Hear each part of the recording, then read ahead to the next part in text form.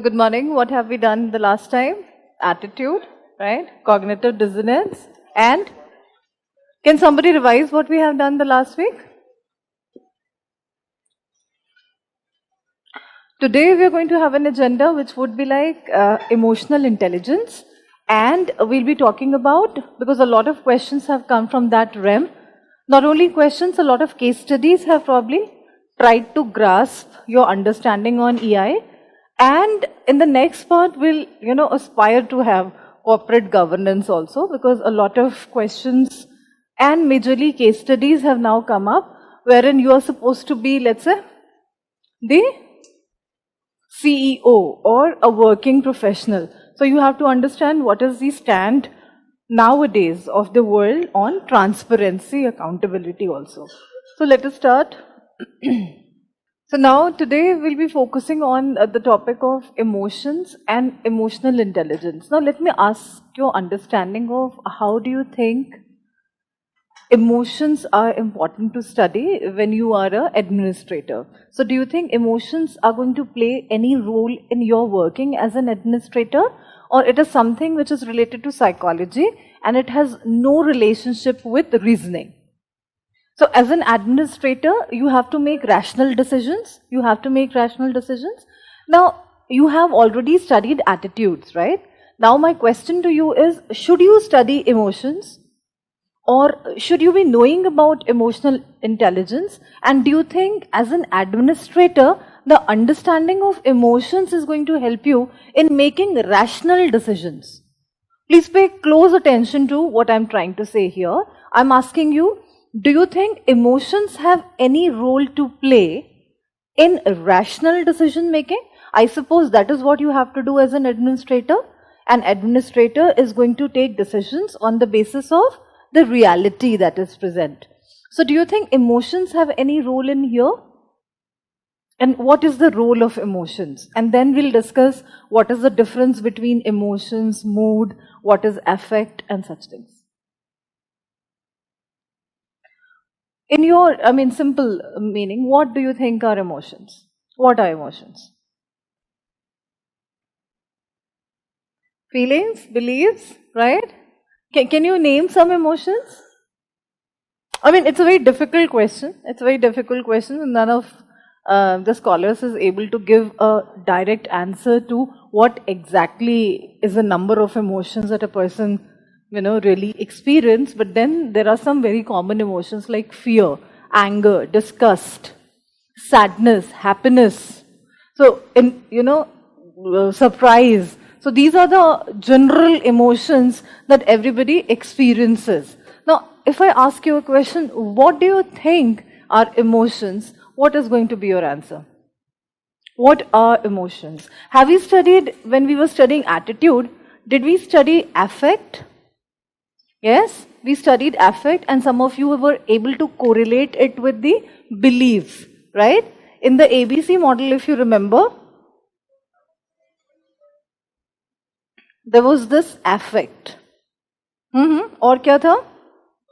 Before behavior, okay, cognition and behavioral.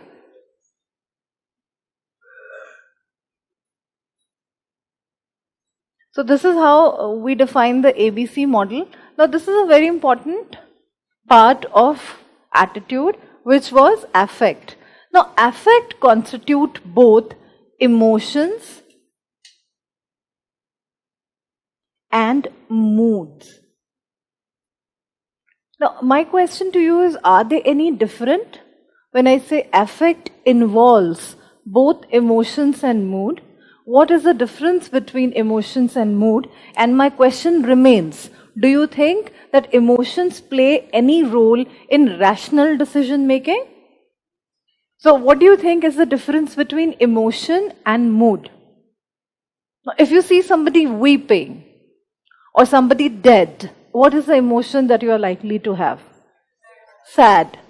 So it means, and it is going to be a very intense emotion. You see somebody, hurt, or you see something unpleasant, there is going to be an intense feeling, right? And as I am telling you that you have seen something, that means there is some stimulus. So any intense feeling, any bout of intense feeling which arises because of a stimulus can be called an emotion. Can you please write it down, What exactly is an emotion? Emotion is an intense feeling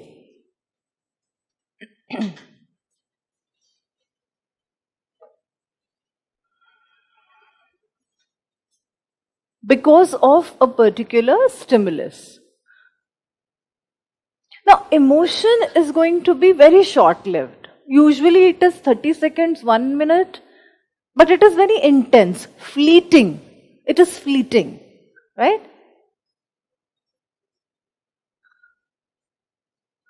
Let's say you're walking on road and something filthy. You touch something filthy. What kind of an emotion you would have? Disgust, right? And that would be fleeting. You wash your legs or something like that and you move away. You don't carry that feeling. And that's how I say emotions are intense, very intense. I feel disgust at this particular moment, and the stimulus is the filth that was there on the road. But that is intensity, right? That is very fleeting feeling, but then it has some intensity. Now, what can be said about moods? Moods are a little lingering feeling, and there is no one particular stimulus for it. So moods are like lingering feelings of, sadness or happiness or something like that. So whereas emotions are very intense, yet fleeting, moods can be for maybe lingering longer. Lingering मतलब आपसे थोड़ा close चिपक के रहता है. So you can be moody, your mood can be a good mood or a bad mood. But both of them, have some congruence with affect. So affect constitute both emotions and mood, right? Emotions, as I have defined, they are an intense bout of feelings. Now, they can result in fear, sadness. You can keep on writing, fear, sadness, happiness, disgust, surprise. Now, these are the emotions that a person may feel. Now, my next question remains. I'm going to be asking this question many times during the discussion today, that do you think emotions have any role to play in decision making? And then we'll probably talk about, ethical decision making. And do we have anything like, ethical emotions or moral emotions? Or can we differentiate moral disgust from some other sort of disgust? Abhi, I'm not trying to confuse you, but you tell me, can you give me some evidence or some example of wherein you have felt that emotions have some bearing on your rational decision making? And I would like to ask you, why are you saying so? That it is because of emotions. Yes. Okay. Uh-huh. Crying baby gets more milk, right? And that's a fine English proverb. You say that crying baby gets more milk. So the niece who is crying for toffees is likely to get more milk, more toffees in that sense. Can this be called a rational decision? So do you rationalize? I mean, I'm not trying to confuse you, but I'm trying to ask you, is there a place of emotions in rational decision making? Okay, let's define what is rational decision making. What do you think is rational decision making? Yes? Based on reasons and logic? Now, if one of my nieces is crying more, how justified it is on my part to give more toffees to her? Is there some logical thinking behind it? But I have done it, and I'm a logical person.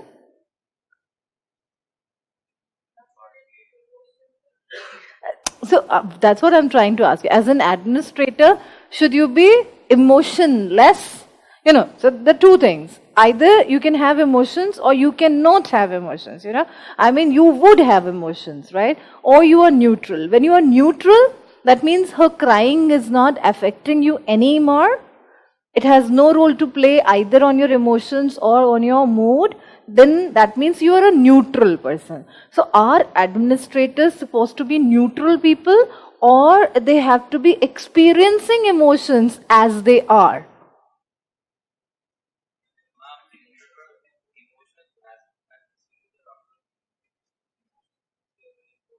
Hmm.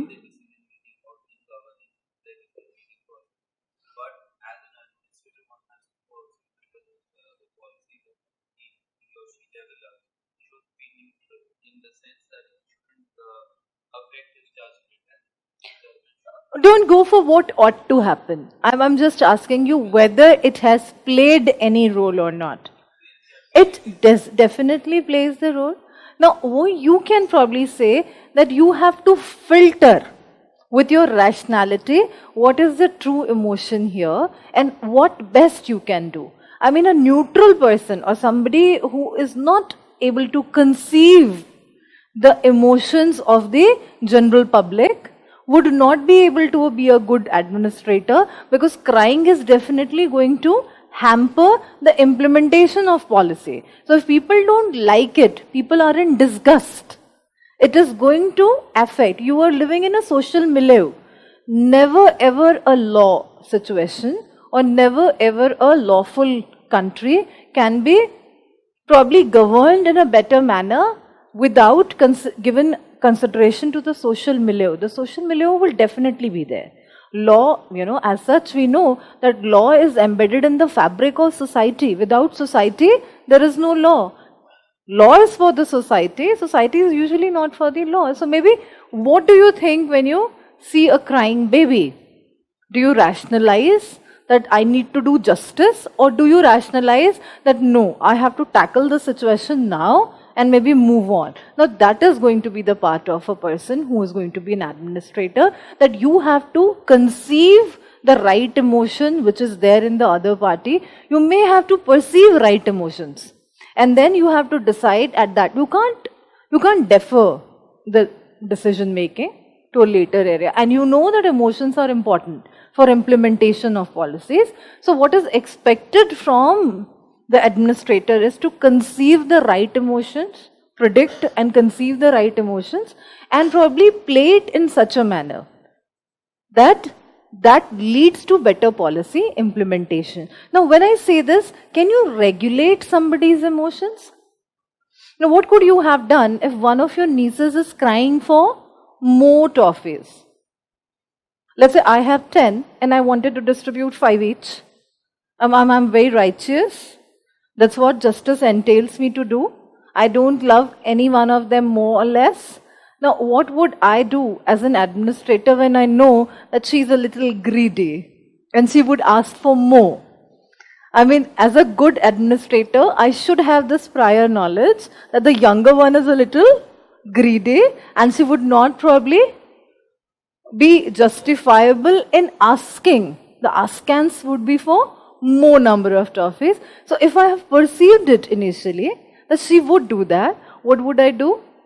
I'd probably tell her a story about justifiable distribution, or maybe the story that we all have, somehow listened to, that, in the fight of two, the other one took it. So I will probably have a prior knowledge of what emotions the younger one is going to carry, and then a ready plan for how am I going to handle the emotions and yet do my policy. And he's so right when he said that policies have to take care of justice. Policies cannot be made on purely emotions, but then you can perceive the other person's emotions. You know that what emotions the other person is going to have at this moment, and you have a plan ready to regulate those emotions. And how can you probably know what emotions the other person is going to have? Is there any ready reckoner for your understanding of emotions of others? And that understanding is emotional intelligence. A person who is aware of his or her emotions is highly likely that that person would be aware of the emotions of the other party as well. So if I know that human greed is very natural. As a young person, I like to have more from the cake pie. I like to have a bigger cake pie because when I was young, I wanted to do like that. Or in a similar situation, people do like that. If I understand my emotions in a very, very specific and deep manner, it is highly likely that I understand on a larger platform the emotions of other persons and can regulate them through my strategies of, let's say, communication or, power play or whatever, right? So for an administrator, it has become very, very important to be emotionally intelligent. Emotionally intelligent means that you have to have good idea of what affect is playing. क्योंकि आपने attitude में भी क्या देखा था? That affect is playing a very important part in determining your behavioral intentions. So cognition, when we say that behavioral intention is only cognition, I have already told you it is not right. When you say that rational behavior, the rational behavior is in fact, rational behavior here is in fact a deeply rooted behavior drawing from affect and cognition both. So when we analyze a particular situation and when we say that we are rationally analyzing it, eventually rational analysis involves a lot of emotions. Rational analysis itself involves a lot of emotional. I would explain it when I say, let's say, there is a policeman. First, let me give you this example. Let's say there's somebody who jumped on me from back. What kind of an emotion that I'm going to have? Surprise? Surprise. Now, will I only have surprise? I will have either fear, maybe, angst, maybe. I may be angry. I may be sad. Why is this person doing it?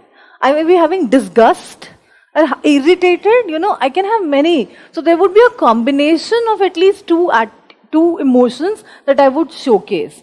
Now, this would be based on my perception of the situation. Let's say I'm in a class and one of my students tries to do this with me, jump at me from behind. So I'd say how irrational this is, this is a very formal setting and so a lot of my perception is playing a role. The relationship of a student and a pupil and a teacher, that's my perception. Let's say it's a very open culture and you met me somewhere outside and you do that. Would I have the same perception? Maybe not. So that means a lot of my rational thinking involves perception. And perception comes from where? My culture. My culture, that there is a large distance between a student and a teacher. A student is not supposed to, let's say, do like this to me. Are you getting my point? Maybe in an individualistic culture, this is okay.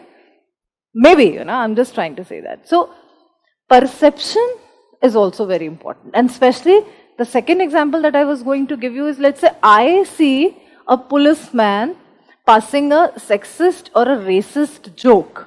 Now, what do you think what feeling or what emotion I'm going to have? Disgust? I'll be disgusted. Is this disgust similar to the disgust that I had faced when I had flit in my leg? No, it's something else. Why do you think it is different? I'm walking on a road and there is some filthy thing that touches my legs. I'm also having disgust. That is also a disgust. And I just had a video wherein a police officer is passing a sexist or a racist joke. That is also a disgust. Do you think this disgust is any different from that disgust? That is moral disgust. Why? Because I have perceived, there is a perceived role of a police officer. What is role? इसको लिखिए role. Role क्या होता है? What is a role? अब मैंने आपसे पहले ही पूछा था कि एडमिनिस्ट्रेटर का क्या रोल होता है. What do you think is a role? Let me define what is a role. Role is the recurring behavior, expectation,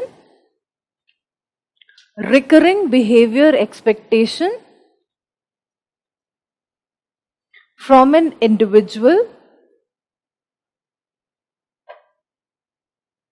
in a particular context.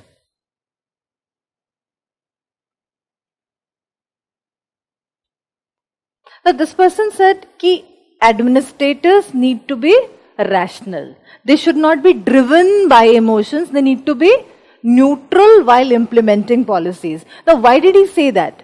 He said that because he expected an administrator to behave like this on a recurring note. ऐसा नहीं आज ऐसे behave कर रहा है, कल ऐसे behave कर रहा है. Now, why do you think I faced this moral disgust when I heard a police officer passing a sexist or a racist joke? Because the person is not supposed to be doing that. His role, a particular person in his role is not supposed to be doing that particular thing. So it is very much related, This intelligence, this rational behavior is very much related to who you are in a particular context. And there is a difference between disgust in general and moral disgust.